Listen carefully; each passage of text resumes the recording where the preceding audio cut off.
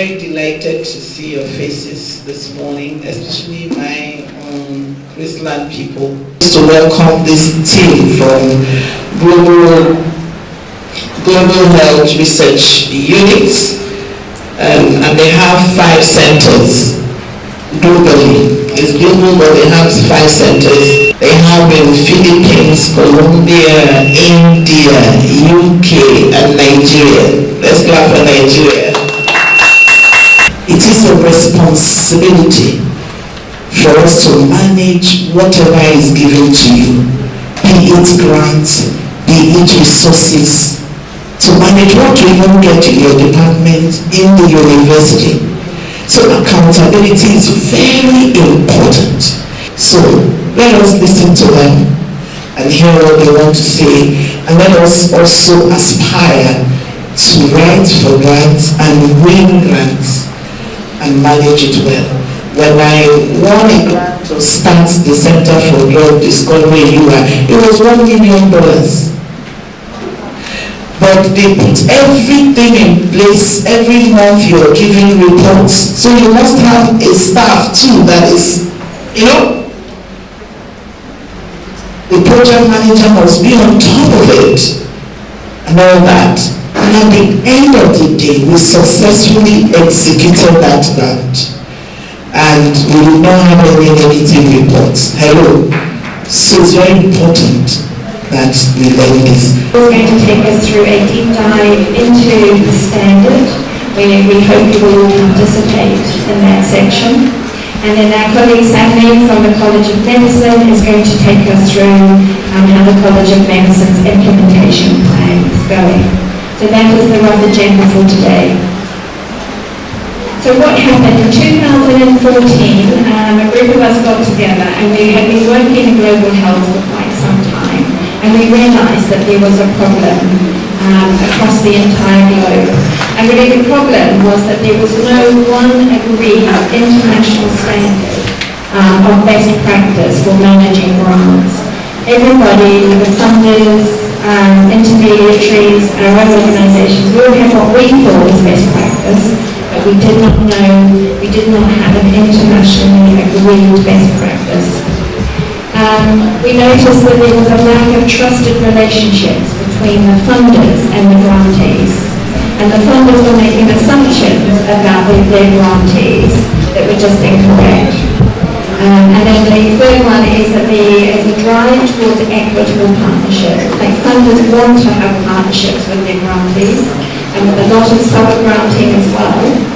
It's really important that there's equitable partnerships, because research does well when everything is co-created or is locally led. So there was that lack of equitable partnerships. Our PI, David Anderson, he coined the phrase that there was no level playing field between the different organisations, and there was lack of transparency. So that's very important. So all of that leads to very inefficient and inadequate processes with a very, very high frictional cost. And we know of an organisation in South Africa that in January they will have 15 different funder auditors auditing them. And they're all asking different questions and have different expectations. And also each funder has their own due diligence questionnaire, and that's very hard for people who receive lots and lots of grants. And as you become more successful, and good luck with your applications, but as you become more successful, you will notice that funders have a lot of different expectations. And we've noticed a growing increase in the type of due diligence and expectations from our funders. You can see that this particular standard, it embeds good governance and financial practice. So now that we have seen what the GFG standard actually has, I would like to give you an opportunity, as I mentioned, to explore the standard.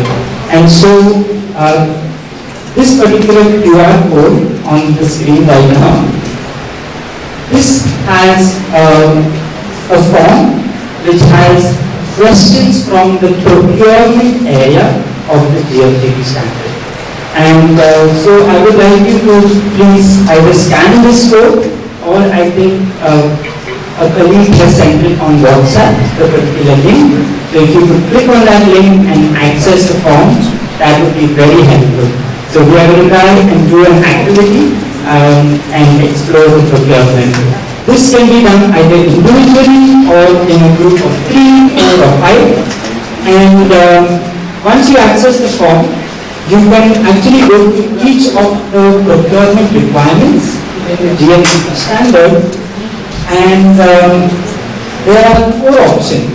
There is one is yes, which is and this is your personal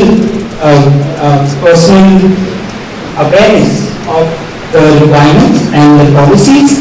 So if you read the requirement and you believe that I know that my organization complies with this requirement, you can go ahead and say yes.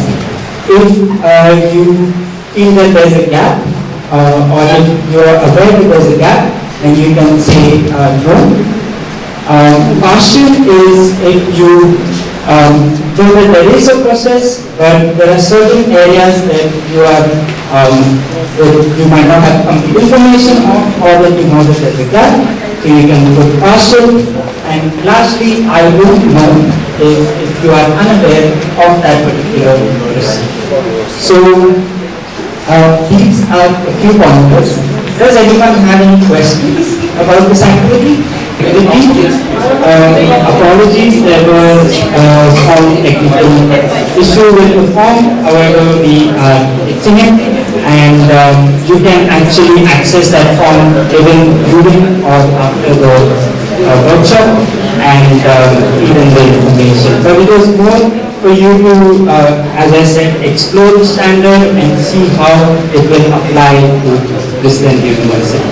So, moving on to certification. So, as Jenny mentioned, this is the 3rd component of the standard. So, certification basically was developed and is issued by the African Academy of Sciences. There are certifying bodies that put in the tenders and how they are going to conduct the certification audits, and then they are selected.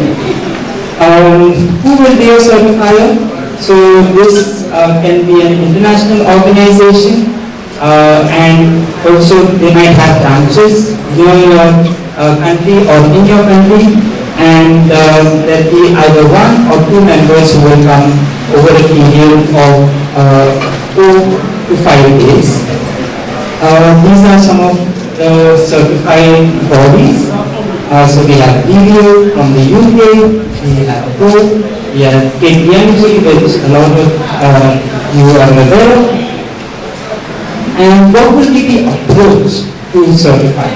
So, as I mentioned, this particular process works on the sense that you fill in a particular portal, and then more information might be requested by the auditors before they visit you. And once they visit, they will actually see your processes, whether it's in line with your policy, and then see whether the policies are in line with GFG. So that's how they make the connection and audit the organization. And just to give you a sense of what is the decision making that goes through this process, there is a concept of conformity. So conformity means that if your processes comply with your policies and with the GFG standard, so it conforms, and you can get certified. Non-conformity means that your processes do not conform, and so there's a non-conformity. There are 2 types of non-conformities. There is minor and major. Minor is those conformities that You have a process, but it is not documented, and so you can document it, and after a period of 3 or 6 months, depending on which year you're getting certified to, you can actually get certified. Major conformity is when you do not have a process at all. So let's take procurement for example. If there is an organization that has absolutely no procurement activity or a process for that, then it will be a major conformity. So you have to create a procedure that can be implemented and then have it documented as well. So these are some of the information about certification. I would like to actually invite my colleague, Wasim Kodu, who is from the College of Medicine, and he is in the branch office. He will be speaking about the implementation of it. This is it's a college in the University of Ibadan. It's an integral part of the University of Ibadan, and it has, it's semi-autonomous, so it can take certain steps. So that is why we are having this. So what is GFP? Financial practice is a financial approach and procedure which helps to standardize, simplify, and strengthen the financial structure of institutions and organizations. So it is very important for us to know this. That's why I actually put it as a first one. I know Jenny and Paul have actually spoken about this earlier. At the same time, we have 4 peers the standards. For the first one, if we look at, we have the bronze, we have the silver, we have gold, and we have platinum. So, as we are defining all this, it's very important to lay this foundation so that we know where we fit from Chrisland University. We need to look at this. So, the highest of them is this, which is platinum, followed by gold, followed by silver, and at the same time, the least of them is that bronze. So, we need to determine which one we are going for. So, the genesis of the journey in the College of Medicine, University of Ibadan. So, we started with our professor who invited us from the Cream Office to the University of Ibadan. There was a workshop that was held at the University of Ibadan, the main campus, so we went there. So, that was how it started in 2018. And of course, to define what GFP certification means to public UI, I've already said it earlier that we need to really establish what it means to Chrisland University. So the very first thing it means to us is an opportunity to have real self-assessment of UI standards and practices. What are the things that we do? Because in Chrisland now, there are so many things you are doing. Possibly you are doing research, you are doing teaching, you are doing different things. But at the same time, look at the standard that you have. How do you practice it? What are the practices? Are you up to standard? Is it up to international standard? So, but for the College of Medicine, what we wanted to use it for is to even have a real self-assessment of our standard. That's the first thing. But the second thing is to now standardize on US standard. So we look at our standard, look at our practices, then we now standardize it. That's the next thing. Look at the third one. It will reduce the turnaround time for due diligence questionnaire. And I need to pause here and explain a little. When we talk about due diligence questionnaire, most of the time when we have grants, I work with the research of it. So what they do is that if we're having a collaboration, the collaborator sends us due diligence questionnaire. And I want to assure that some of the due diligence questionnaires that we have received, they even be more than the proposal we are waiting for a grant. So in that situation, there will be forth and back. That sometimes they want us to fill certain questions there. We send it to them and tell them, no, we require this policy here. So the forth and back, sometimes we might even spend more than 4 weeks on the particular one and get several in the College of Medicine. So it's very important for us to now look at, and we look at the number of staff that we normally have in research offices. We have limited number of staff, and if you have a particular one, just one due diligence taking 4 weeks, and several ones are still coming, then you should know that we need additional either time or people. So in this situation, we want to really reduce it. And the advantage of having good financial grant certification is that once we have the certification and we have collaboration with any institution, the best thing we can do, once we send you the due diligence questionnaire, we reply with certification that we are certified. So in that situation, we don't need to go through all the due diligence questionnaire. So we want to use that to reduce the turnaround time.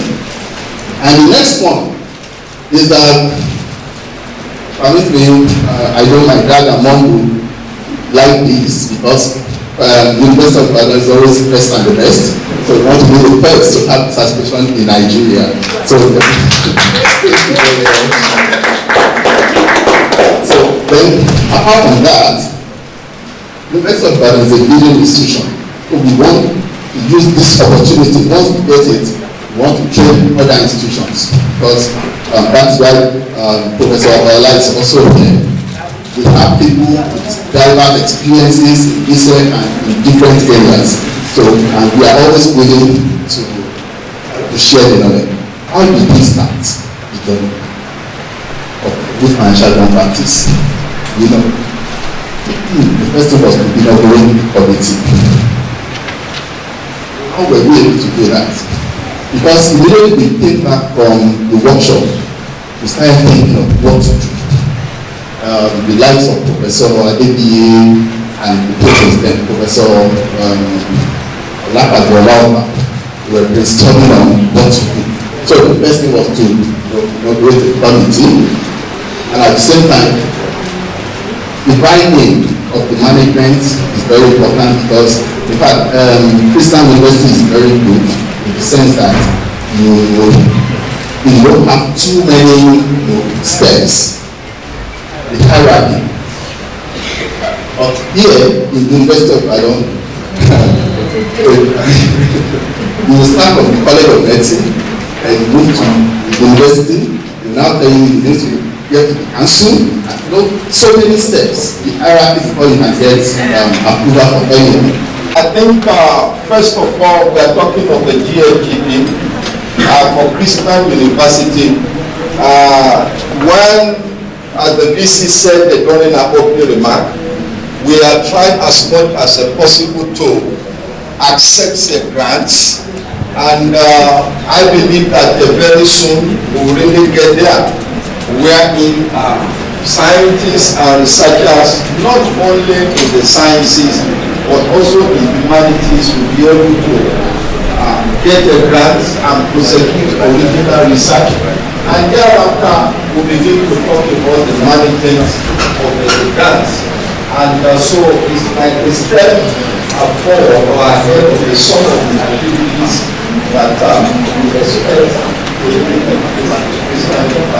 small university, and the facilitator of the College of Medicine and Secretary of the Plan and Departments and Dean of Faculty in the College of Medicine. So I'm quite familiar with the operations of the College of Medicine, more or less like replicating what you have in the University of Ibadan as it were.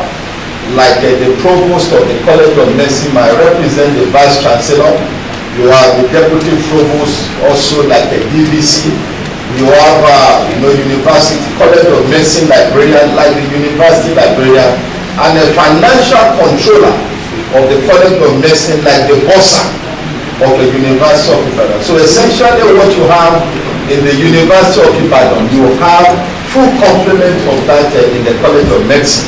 And that is why when he was talking, he said it's more or less semi-autonomous and independent, and on account of the capacity to do so many things. So it is good that you are doing this, and Professor Keke, the facilitator, is in UI.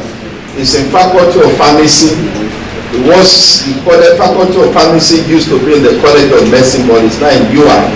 But for so many reasons, as we were discussing when the presentation was going on, she had to move the grant, to the College of Medicine, and that is also like a plus, to the College of Medicine in terms of the management, in terms of the leadership, and in terms of operation. And we have been able to gain extensively and tremendously from what you have shared today, and I'm sure that our colleagues in the university, in all the different faculties, have picked one or two things. And I believe that this is more or less the beginning of a collaboration between the Chrisland University and the organization in Ibadan, and also the global, organization. Shining star that God has built, Chrisland University. Chrisland University is a private university and is young but growing. And recently we just established a College of Postgraduate Studies. And we have also started applying for research grants. Recently we applied for 2 huge grants. So in a nutshell, we are growing. And by the time we begin to obtain grants for studies, it will be good for us to know how to manage grants effectively, locally and internationally. Yeah, we set up a research grant office for the past 3 years or more, and we've just been dealing with internal processes at the moment. But before we get into hosting big projects funded by big grantors, it's good we prepare for it so that we don't have to go through the challenges other institutions have gone through. It's going to benefit different sectors. First and foremost, the researchers themselves, because in a university we're here for teaching and research. The researchers themselves now know what is expected of them as they apply for grant. They would now know that it's good to have good financial practice. That's a responsibility. The university itself, well represented, also knows that it needs to have good financial practice and policy for them to be able to host big projects and obtain grants. These are days that granting agencies will ask you, do you have certification for GFGP? So we are already taking the baby steps. So this is a capacity building for us, okay? And it is my intention that we also set up a committee of people who are enthusiastic about research so that they can start brainstorming. We have also learned from a sister university during this presentation, that is University of Ibadan College of Medicine, how they started their baby steps, and we want to follow the path they followed as well. So for me, it would be to even set up a committee that will start brainstorming on this, and of course to work and as people pick up with management of this institution, they should ensure that we begin to have financial policies and standard operating systems employed in the university. So in terms of good financial governance of grants, the Chrisland University has a desire to be world leading edge, and it is world leading edge in research, but to increase its research capability and capacity. And to do that, as we heard from our key speakers today, it's really important that if you really want to do great research, you must have great financial governance to manage those grants in order that the PIs and the researchers can really concentrate on delivering their research, knowing that the money that they're earning from funders is actually being managed well and will end up with the research. In terms of being able to financially manage grants well, one of the big advantages we see for good financial grant practice for Chrisland and also for Nigeria as a whole is that researchers will be able to spend more time on their research, knowing that their money is being spent well, their money will be turning up when they need it, they'll be able to manage that efficiently and transparency, which means that they will do better research, and therefore there will be more locally led funding. Once you can manage your grants well, we are hoping that funders will fund directly to you rather than through intermediaries. So you will get more of the money, you manage it well, you do your research, and you get even more money to do your research. Chrisland University is a young university, but it's a growing university. It's a university with ambition, and it is a university that wants to follow internationally accepted guidelines on good financial and grant management practices. It is also hoping to apply for grants and to actually manage grants in the future. So I believe that this is the right and the best time to actually go through the process of GFGP implementation and get certification. GFGP is a certification that aims to reduce due diligence processes for grantees, and so for the university, the Chrisland University, it will help with obviously the due diligence with funders, but also we have noticed that it has given an added benefit of improving efficiency of processes. Chrisland University's Vice Chancellor, Mrs. Peace, approached one of our collaborators, Professor Iruka Okeke, who works with us very closely, and asked if she could provide a tool for grant management and improving the capacity of a grant management office in Chrisland University. And so Professor Iruka came to us and she asked whether we could help, and that's the reason why we had this introduction to GFGP, which we hope to kind of springboard onto something that is more into training for the staff and actually going through a process of certification. I must thank the focal person, Professor Iruka Okeke. Unfortunately, she wasn't here. She was also running another workshop in IITA, comprising of this team. I really commend and applaud her because she is